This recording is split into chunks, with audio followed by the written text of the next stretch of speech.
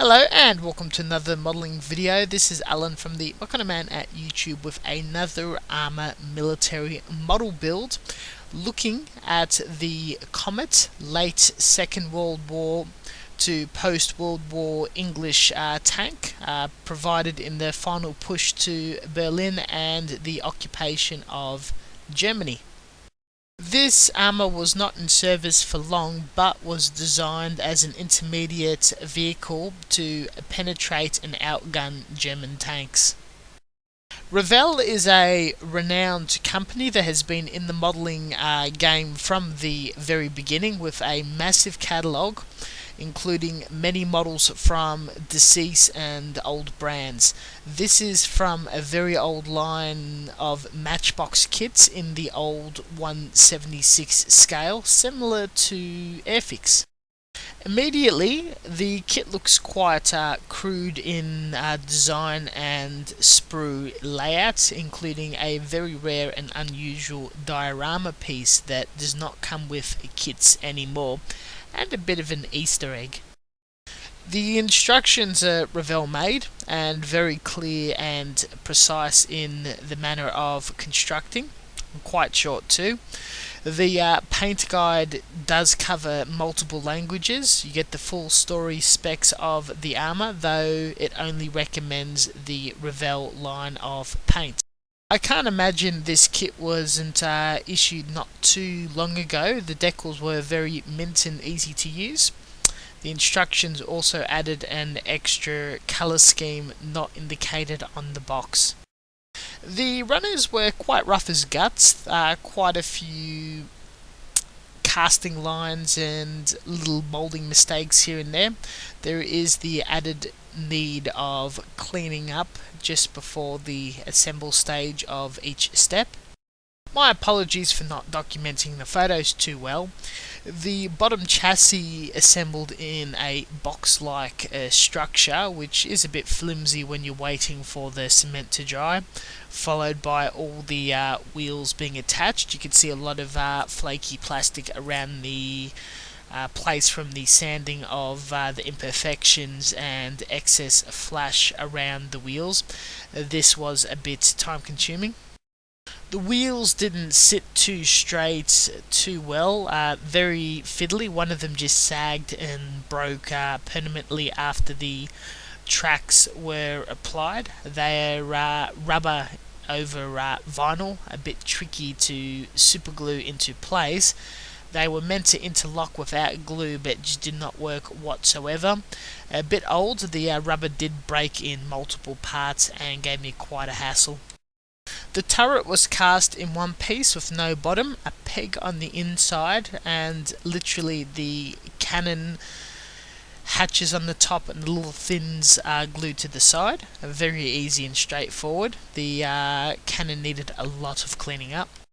The top of the tank and the side details did appear to be a bit Spartan, though a few parts did glue here and there, mostly raised detail as per the period of kits being made at the time. Not 100% sure about the accuracy, but after looking at reference photos later, not too bad. Once assembled, everything held together quite well, but the two little machine guns in the hull and the turrets did snap off super easy. The plastic does seem to be a bit on the brittle side. I found an alternative metal wire, drilled a hole and glued it in as a replacement. A tad more thicker, though will stay there permanently.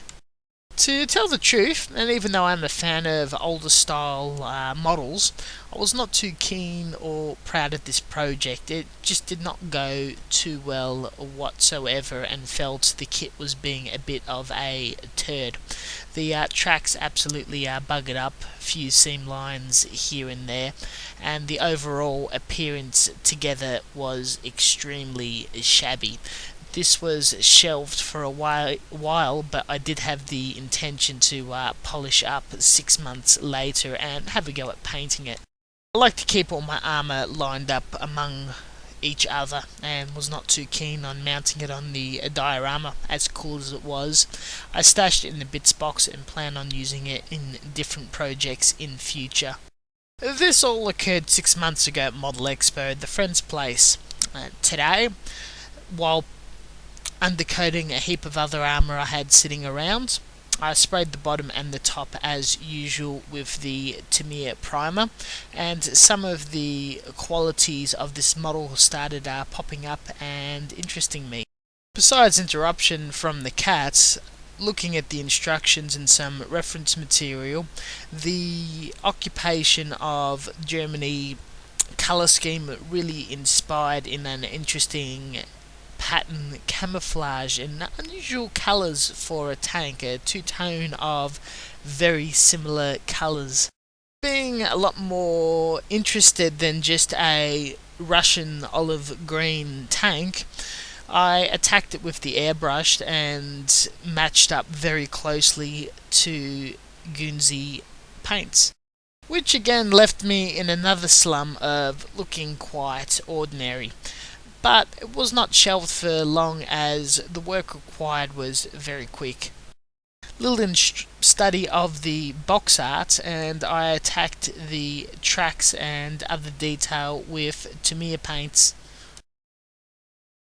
This model was bought at a swap and sell, fairly cheap as discounted stock. Item I have not seen on the shelf for a long time, and being vintage always excites me.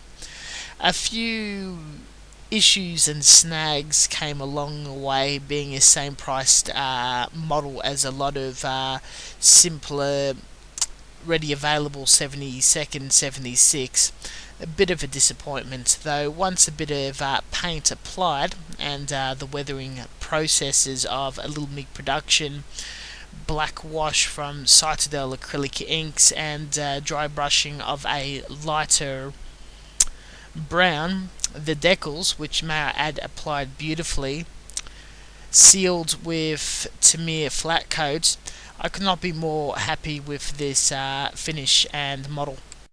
I would like to make it absolutely clear, even though this is quite old and reissued, that this is not a bad model. At closer inspection, it is pretty damn close to the reference material of examples in museums or photos from the period. A bit frustrating to put together, though. Different models definitely vary. The story of this work in progress is the motivation in building this, and eventually picked up. To a sharp eye or a competition, the faults in this will definitely be noticed, though in the end I'm very pleased with how I finished this. Thank you very much for watching, and until next time, as always, check out my previous armour reviews and future ones to come, as well as other hobby oriented subjects.